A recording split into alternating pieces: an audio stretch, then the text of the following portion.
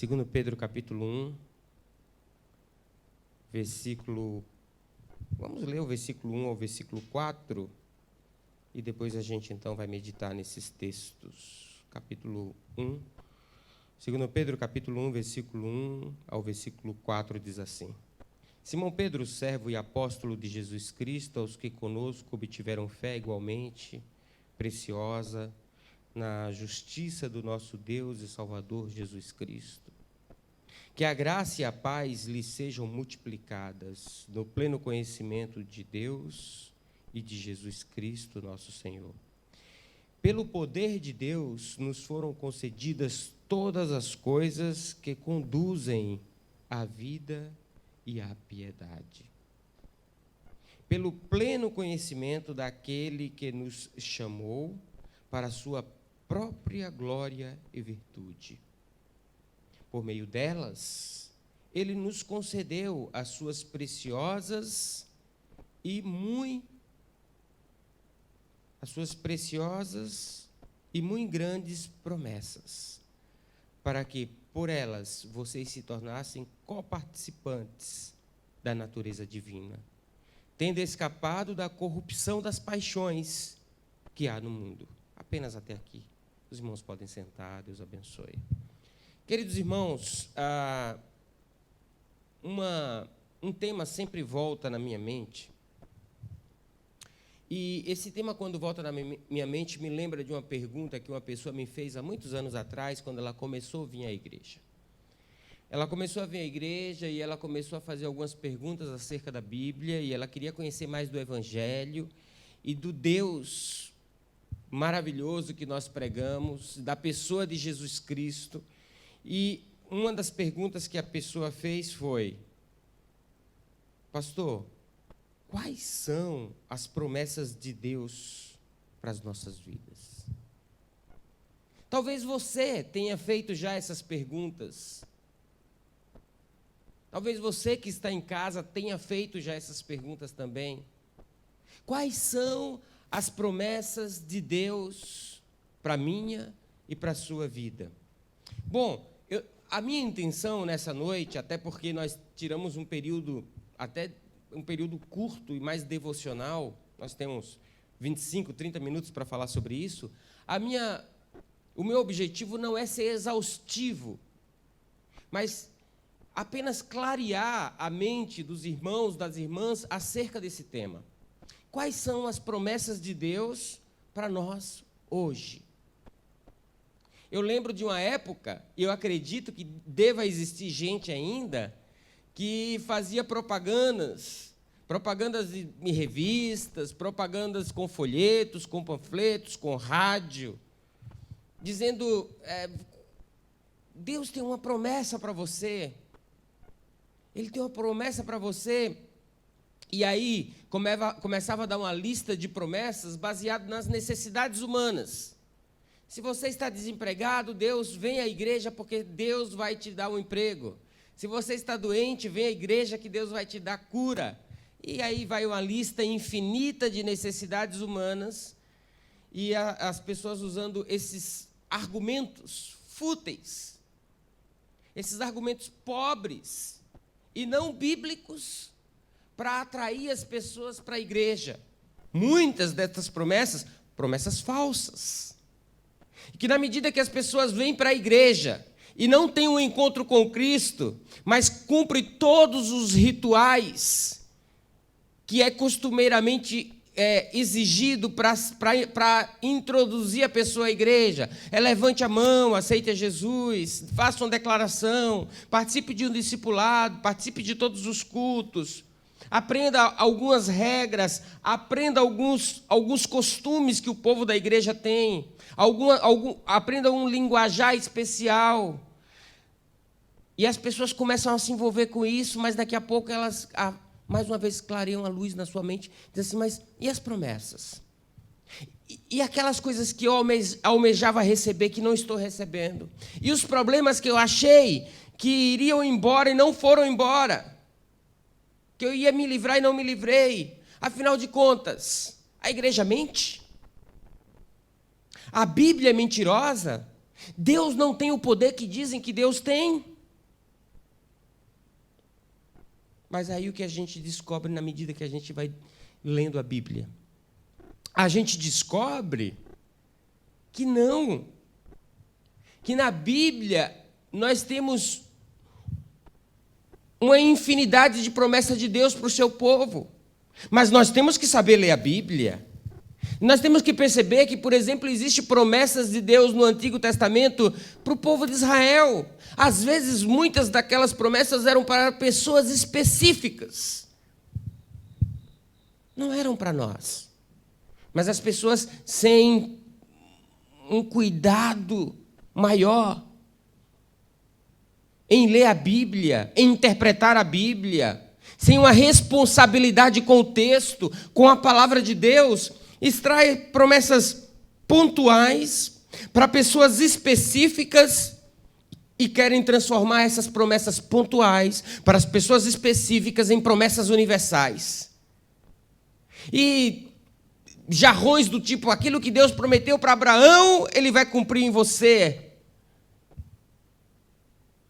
Porque você também é filho da promessa. E vai aqueles discursos, né, que as pessoas fazem do púlpito, que as pessoas que estão sentadas, por não entender bem a Bíblia, acreditam. E acreditam em mentiras. E quando essas mentiras não se cumprem, alguma coisa está errada.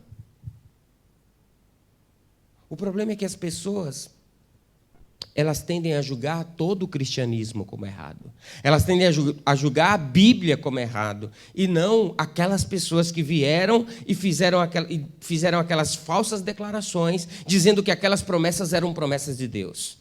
Então, o que eu quero para você, irmã, irmão, que está aqui na igreja, que está nos assistindo, é falar de forma simples, pelo menos algumas promessas de Deus, que de fato são promessas para nós, para os nossos dias, para a atualidade. São promessas que Deus faz e Ele cumpre, e nelas nós podemos nos apegar, aguardar, confiar que acontecerão. Se nós estivermos em Cristo, é claro. Existem princípios para isso. Elas não são promessas para qualquer pessoa, mas para aqueles que estão em Cristo Jesus. Então, Pedro, na sua introdução, ele já fala aqui das pessoas que obtiveram a fé igualmente preciosa na justiça do nosso Deus e Salvador Jesus Cristo. Então, ele não está falando para um grupo universal de pessoas, para um grupo geral de pessoas, mas para um grupo específico. As pessoas que obtiveram a fé preciosa na justiça de Deus em Cristo. Ou seja, as pessoas que passaram pelo processo da regeneração, as pessoas que nasceram de novo, as pessoas que tiveram um encontro com Cristo, as pessoas que renunciaram à sua velha vida, renunciaram o pecado, renunciaram o seu estado de escravidão, porque tiveram um encontro com Cristo e agora elas estão em Cristo. Elas estão em Cristo. E se elas estão em Cristo, elas estão vivendo agora não baseada nos seus desejos, não baseado nos seus sonhos de um homem, de uma mulher morta, não baseado nos princípios do mundo, mas baseados na palavra de Deus. E nesse Cristo que ela está vivendo agora. E Pedro continua dizendo, olha, que a graça e a paz lhe sejam multiplicadas no pleno conhecimento de Deus e de Jesus, o nosso Senhor. É interessante, uma das coisas que todos nós, naturalmente, quando temos um encontro com Cristo, começamos a obter para nós, como um prêmio, como presente de Deus, é um conhecimento mais profundo do Deus a quem servimos. E como é que a gente entende isso? De forma simples. Quando nós começamos uma nova amizade, por exemplo, nós não conhecemos bem a pessoa.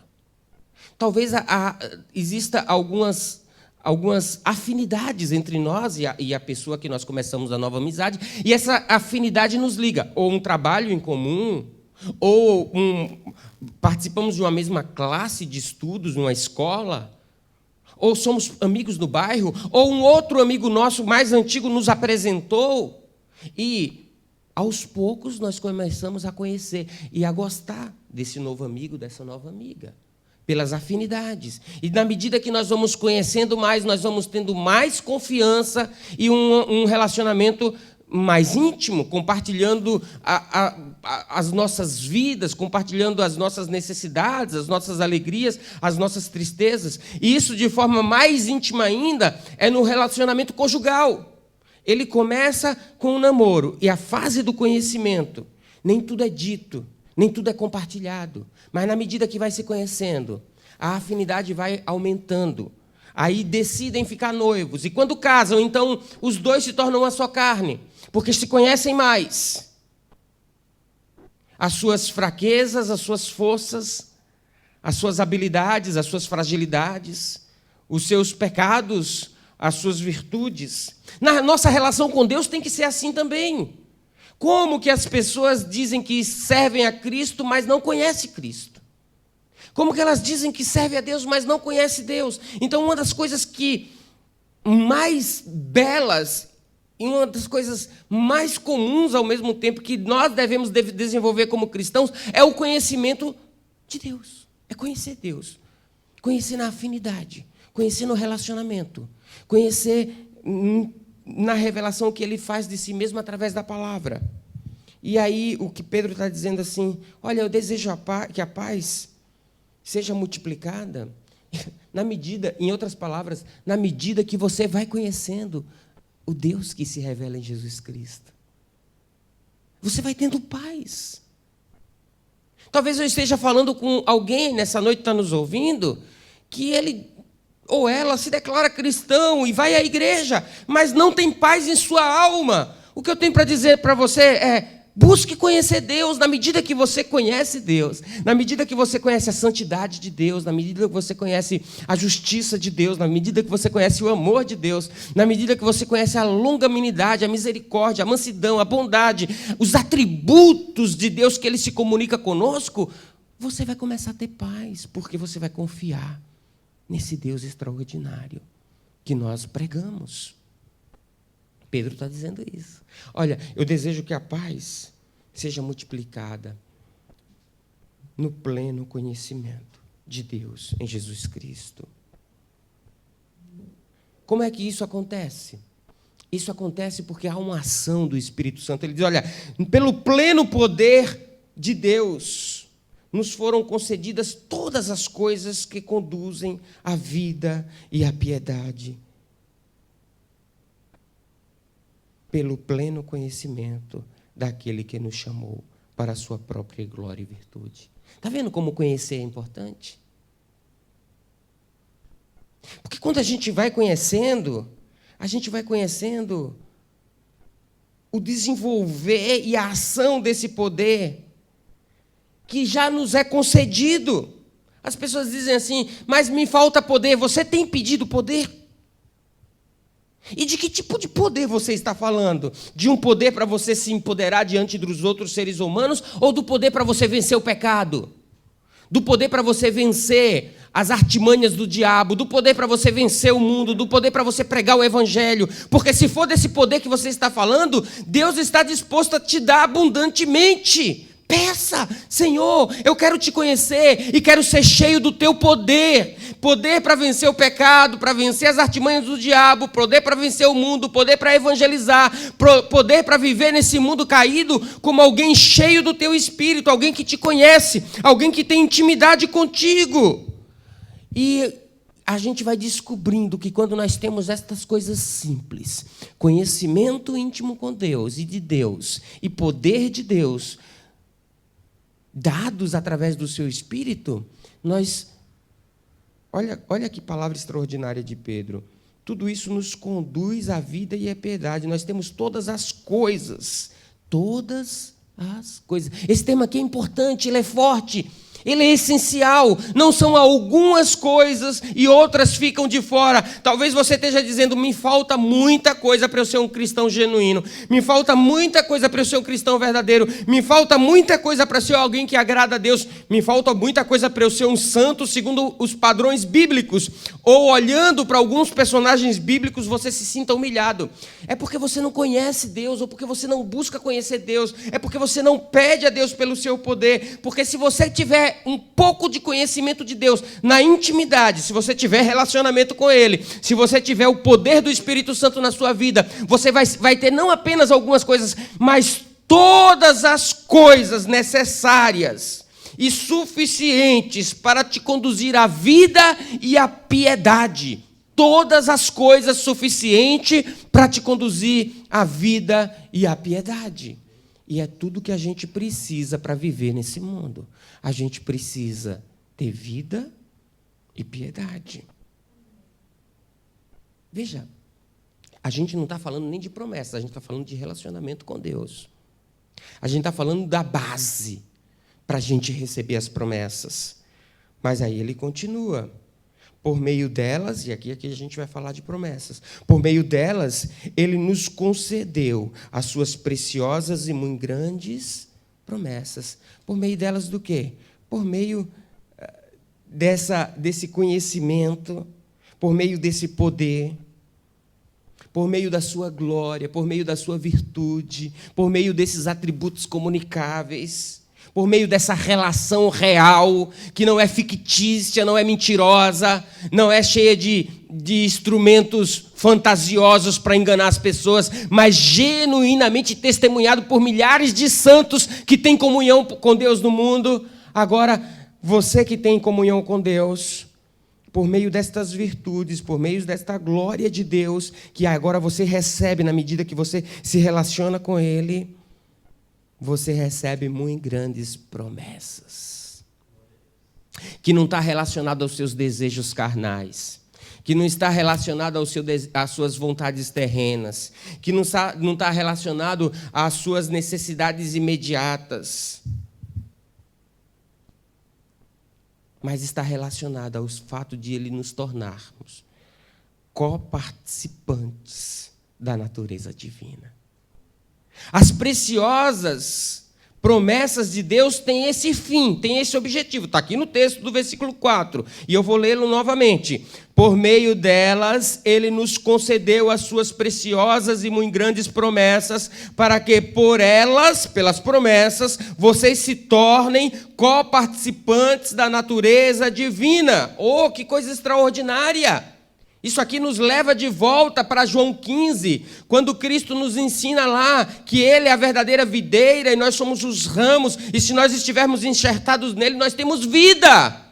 Nós somos coparticipantes com Ele da natureza divina. Ainda que o diabo queira dizer para você, isso não é possível, a palavra de Deus está te dizendo, é possível sim, parar de viver uma vida medíocre, é possível sim, parar de viver sendo escravizado pelo pecado, é possível sim, parar de viver na superficialidade, para viver uma vida íntima com Deus e mais, e além, viver uma vida de comunhão com Deus, cheio do poder de Deus e além, ser coparticipante da natureza divina, ser parte com Deus. E isso significa o quê? Isso significa a garantia da ressurreição. Isso significa a garantia de uma nova vida que vai para sempre. Conforme nos diz as Sagradas Escrituras em Romanos 6, 23, vida eterna. Ainda que quando a gente vai tratar disso teologicamente, aí há uma série de questões, mas o texto diz lá, que o salário do pecado é a morte, mas a graça vinda através de Cristo Jesus nos dá a vida eterna. Então, a vida eterna, vida para sempre, vida que não acaba. E ele diz que isso acontece porque nós escapamos da corrupção das paixões que há no mundo. Portanto, irmãos, veja que a primeira e mais importante promessa que nós encontramos, essa é a promessa dessa relação que não nos torna apenas um escravo de mãos levantadas, recebendo o tempo todo, e ele como um senhor mau, olhando de cima para baixo, nos julgando com os nossos pecados e jogando migalhas na nossa mão, não. Veja, a graça ela é tão abundante, ela é tão poderosa, que ele nos faz exatamente como aquele pai que pega o filho pródigo de volta, coloca a melhor roupa, coloca o anel no dedo, oferece, né, a melhor festa que ele pode oferecer, e torna aquele filho que era rebelde, aquele filho que era perdido, aquele filho que ele já tinha considerado como se não fosse mais encontrar, torna de volta ele como na posição de filho legítimo. Ser participante da natureza divina é estar na condição de filho legítimo de Deus. Como que as pessoas podem desprezar essa dádiva, esse dom? Ou pode trocar os valores da participação, dessa legitimidade, desse status de filho, dessa promessa graciosa, por coisas fúteis, vãs, terrenas, corruptíveis, podres. Não, meu irmão, não, minha irmã, não perca tempo. Não perca tempo. Se deleite daquilo que Deus está te entregando nessa noite, através da palavra. Mas a Bíblia vai além. A Bíblia fala, por exemplo, para a gente que o Senhor promete perdão e conversão. Olha que coisa extraordinária. Talvez você faça parte desse grupo que diz assim, eu queria tanto experimentar essa promessa, mas eu me sinto tão pecador, eu me sinto tão pecadora. Mas olha o que o texto de Atos 3,19 nos diz. Arrependam-se, pois, e voltem-se para Deus, para que os seus pecados sejam cancelados. É a promessa de que haverá uma mudança real.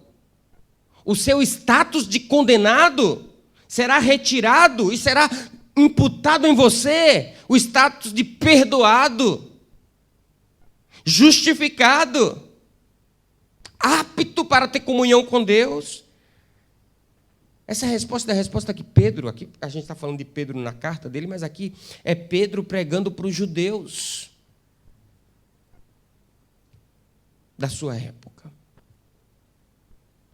Deus dando a oportunidade de Pedro pregar. Pregou no capítulo 2, agora ele prega no capítulo 3, depois que aquele coxo na porta do templo foi curado. As pessoas ficaram pasmas, ficaram admiradas, e ele falou, o que estão olhando? Não fomos nós não que fizemos isso. Mas aquele Jesus que vocês condenaram, que vocês mandaram Pôncio Pilatos colocá-lo na cruz, aqueles que vocês rejeitaram, pois é ele mesmo que opera esses sinais, ele que cura o coxo. É Ele que ressuscita paralítico, é Ele que transforma vidas, é Ele que dá uma nova vida àquele que estava abandonado nos seus delitos e pecados, é Ele que traz salvação a quem está perdido, é Ele. Então, o que vocês têm que fazer? Vocês só têm que fazer uma coisa. Eu já preguei essa mensagem lá atrás, para uma multidão, agora estou pregando para vocês de novo. Arrependam-se, para que seus pecados sejam cancelados. A promessa de conversão está ligado à sua postura de arrependimento. A graça perdoadora de Deus converte nossa vontade, caminhos, trabalho, converte tudo em coisas novas. As coisas velhas se passaram. 2 Coríntios 5,17 nos diz, portanto, se alguém está em Cristo, é nova criatura. As coisas antigas já passaram. E eis que surgiram coisas novas. Além disso, devemos ir a Deus exatamente como estamos, na fé simples e confiante. Sabe por quê? Porque tudo pela graça. A gente não pode esquecer disso. Não é por performance nossa, não é pelo grito de arrependimento bem alto, não é por demonstrações de arrependimento com lágrimas profundas, não é com escândalos, não é com gestos de santidade, não. É pela graça. Efésios 2,8, pois vocês são salvos pela graça, por meio da fé. Isso não vem de vocês, é dom de Deus. Amém? É dom de Deus. A incrível graça de Deus é suficiente para perdoar todo mundo que vem a Cristo. Adúlteros, homossexuais, usuários de drogas, qualquer um que se arrepender e abandonar o seu pecado. Está sendo afligido pelo pecado? Arrependa-se. Então você talvez ainda esteja perguntando, mas e as promessas? Pois é, essas são as promessas. Promessas de viver com Ele, de ter comunhão com Ele, de ser aceito por Ele. Segunda promessa que a gente pode observar, Ele promete pureza. Ah, pastor, eu tento, tantas vezes eu já me arrependi, mas continuo ainda me sentindo sujo, em pecado. Atos 15:8 nos diz: Deus que concede os corações, Deus que conhece os corações, demonstrou que os aceitou dando-lhes o Espírito Santo, como antes nos tinha concedido. E aí no 9 ele diz assim: Ele não fez distinção alguma entre nós e eles, visto que purificou os seus corações pela fé. Aqui é uma pregação clara de uma decisão tomada com relação àqueles gentios que a igreja em Jerusalém estava na dúvida: o que a gente vai fazer? Agora esses homens não conhecem a lei mosaica e estão aceitando a Cristo. A gente recebe eles como irmãos ou não? E aí o que nós temos aqui no texto é que Deus não faz distinção entre nós e eles.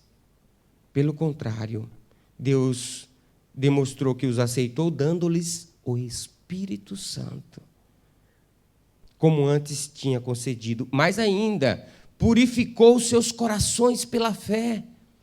Quando você se arrepende, você está tendo ação de fé. E aí o Espírito Santo faz a obra completa, nos purificando. O dia é hoje e a oportunidade é agora de participar dessas promessas extraordinárias. E ainda nós temos 1 João 1,7 dizendo: se porém andarmos na luz como Ele está na luz, temos comunhão uns com os outros. Primeira comunhão uns com os outros.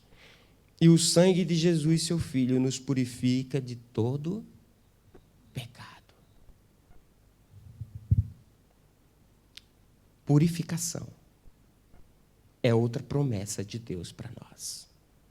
Não é uma purificação qualquer, é uma purificação realizada pelo sangue de Cristo. Aquele sangue puro, o único aceito por Deus para se cumprir a propiciação perfeita para a nossa salvação. Mas a exigência é: ande na luz. Se, porém, andarmos na luz como Ele está na luz, temos comunhão uns com os outros. E o sangue de Jesus, seu Filho, nos purifica de todo pecado. Cristãos purificados são cheios de amor. Eles glorificam a Deus pelas bênçãos que recebem, por essas promessas maravilhosas. Mas a Bíblia promete ainda paz, que acalma. E a paz de Deus guardará os seus corações e mentes por meio de Cristo Jesus. Filipenses 4:7. Olha que promessa também maravilhosa. Paz que acalma. Você pode dormir essa noite. Se você tem problema com insônia, esse problema é causado porque você não tem paz. Eu quero te dizer que o Deus da paz quer te dar paz nessa noite. Corra para os braços dele. Abrace essas promessas que Ele está abundantemente derramando sobre a sua vida. Perdão, limpeza, pureza de coração, paz que acalma. E por último, poder que conquista. O que é que a gente leu aqui?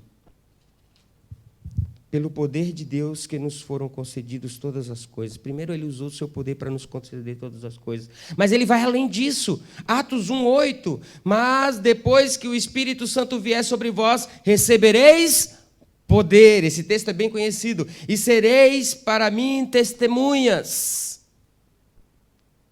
Olha a outra promessa para os nossos dias.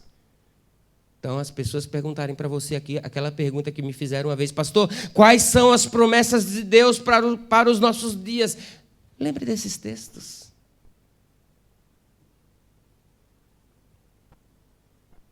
Quando o Espírito Santo vier, Ele veio no Pentecoste. Há 2 milênios que, se a igreja tiver em comunhão com o Senhor, recebe poder. Então, não é porque Deus parou de agir, não é porque a igreja simplesmente não tem mais que exercer certas coisas ou certos papéis na sociedade, é porque a igreja não busca, não se interessa, não tem vontade, é que não tem poder. É por isso que a igreja fracassa nas suas missões.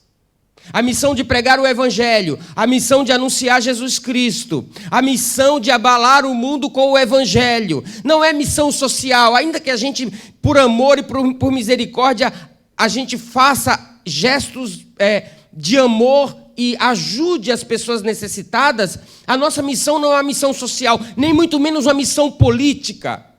Não se enganem. A gente querer transformar a igreja em agência política é a gente diminuir a nossa missão como povo de Deus. Deus não nos deu poder para conquistar espaço político, ou social, ou até mesmo cultural. Deus nos deu poder para pregar o Evangelho que vai trazer as pessoas do estado de morte, de podridão, de pecado e de condenação para Cristo Jesus e para a vida eterna. E isso é muito mais importante do que uma transformação social, política ou cultural. E a igreja tem perdido o seu foco e ela está mais preocupada em agradar o desejo das pessoas, em agradar uma comunidade, em agradar uma sociedade, em agradar uma cultura, em ser relevante na política, em ser relevante culturalmente, em ter discursos extraordinários que competem com os filósofos da atualidade, mas ela está perdendo a prioridade, que é anunciar que Jesus Cristo, o libertador, veio, nasceu de uma virgem concebida pelo Espírito Santo, morreu na cruz do Calvário e na sua morte ele ressuscitou no terceiro dia e foi para o céu, garantindo que todo aquele que nele crê seja salvo. Esse é o papel da igreja e nós estamos perdendo de exercer esse papel, porque nós não estamos buscando o poder do Espírito Santo, que é uma promessa de Deus para nós hoje. Basta nós buscarmos essa promessa. Basta nós buscarmos essa promessa e nós receberemos. Os cristãos cheios do Espírito Santo são dotados de poder para servir. Eu já disse aqui e repito, porque essa questão de poder sempre cria confusão. As pessoas carnalmente querem poder para competir entre elas. Não, mas quem tem poder é o mais humilde, é o que serve. Eles estão prontos para confortar os solitários, ajudar os sem-tetos e testemunhar por Cristo. Os cheios do Espírito são diligentes na oração e no estudo da Bíblia. Eles são capacitados para superar provações, problemas e tribulações e se tornar virtuosos sobre o pecado, o ego e Satanás. A Bíblia nos promete em Romanos 8:37. Em todas as coisas somos mais do que vencedores. Por quê? Porque estamos em Cristo Jesus. Irmãos, eu concluo dizendo para os irmãos, aqui na igreja, os irmãos estão nos assistindo, nós precisamos retornar para as Escrituras. Nós precisamos retornar para a simplicidade da vida cristã. Nós precisamos buscar nas Escrituras todas as bênçãos que Deus tem para nós, todas as promessas que Deus tem para nós. E nós precisamos parar de jogar fora como se joga no lixo fruto maduro e doce, mas que ainda não está estragado. Se joga no lixo comida comestível ainda, boa alimentação. Se joga no lixo coisas que ainda se pode usar. Tudo isso é desprezível, tudo isso é detestável. A gente sabe que isso não é correto, mas estamos fazendo isso com aquilo que Deus tem nos dado espiritualmente, porque Ele está disposto a derramar em abundância sobre nós. O seu amor e a sua graça não cessa, tem suficiente para todos. Nós só precisamos nos apoderar das promessas de Deus. Nós só precisamos nos apoderar das promessas de Deus. Por quê? Porque Ele está disposto a nos dar. Arrependa-se, busque conhecê-lo, peça que Ele te dá. Lembro de um texto bíblico que me veio à mente agora: buscar-me-ei, me acharei. Mas é em qualquer lugar? É de qualquer jeito? Vocês conhecem o texto? Não, é quando me buscarem de todo o coração. Ou seja, de todo o seu ser, do mais profundo do seu ser, você desejar Deus mais do que você deseja qualquer coisa nesse mundo. Assim como as corças anseiam por águas quando elas estão morrendo de sede, nós devemos ansiar pelo Senhor. E receberemos dele as infinitas poderosas e maravilhosas promessas, que são muito mais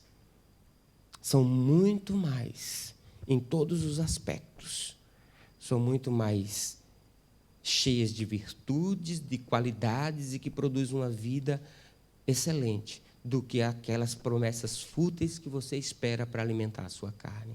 Que Deus te dê um final de terça-feira nele, num estado de arrependimento, de entrega, de confissão e de busca pelas promessas dele. Que Deus te abençoe em Cristo Jesus. Amém e amém. Vamos orar, então, encerrando o culto. Irmãos, como o exume ainda está em estado de emergência até o dia 30, nós vamos seguir aqui tendo todos os cuidados. Os irmãos viram, tirei a máscara aqui para pregar, mas assim que terminar, colocarei a máscara de volta. Nós temos pedido aos irmãos para não cumprimentarem com mãos, com apertos de mãos, abraços, beijos. Vamos cumprir aqui o que a prefeitura pediu, deixar o ambiente arejado, janela aberta, álcool gel disponível. E aqueles que estão na condição no grupo de risco, não tem problema, fique em casa, nós vamos transmitir os cultos e espero que em outubro, que tudo isso se passe mais uma vez e que a gente possa ter os irmãos de volta aqui, cultuando conosco. Vamos orar. Querido Senhor, eu te agradeço, porque, Senhor, eu pude trabalhar ontem, pude trabalhar hoje e pude chegar a tempo para o culto. Eu pude chegar a tempo para orar com os irmãos. Eu te agradeço porque os irmãos vieram. Eu te agradeço porque os irmãos também estão nos assistindo e participando do culto virtualmente.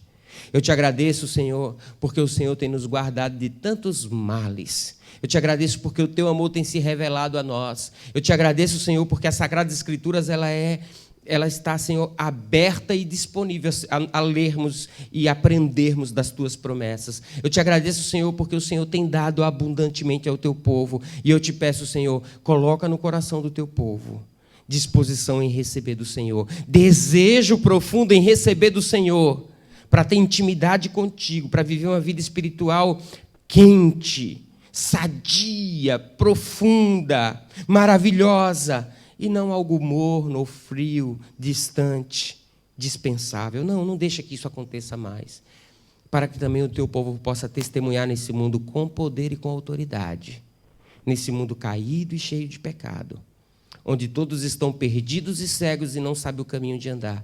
E o Senhor tem nos ensinado. Nos ajude a mostrar para o mundo o teu caminho, a luz que nos ilumina, para que nós possamos também, Senhor, levar o Evangelho e iluminar aqueles que estão nas trevas.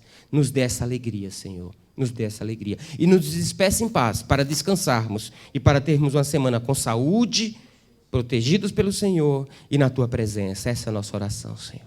Em nome de Jesus. Amém e amém.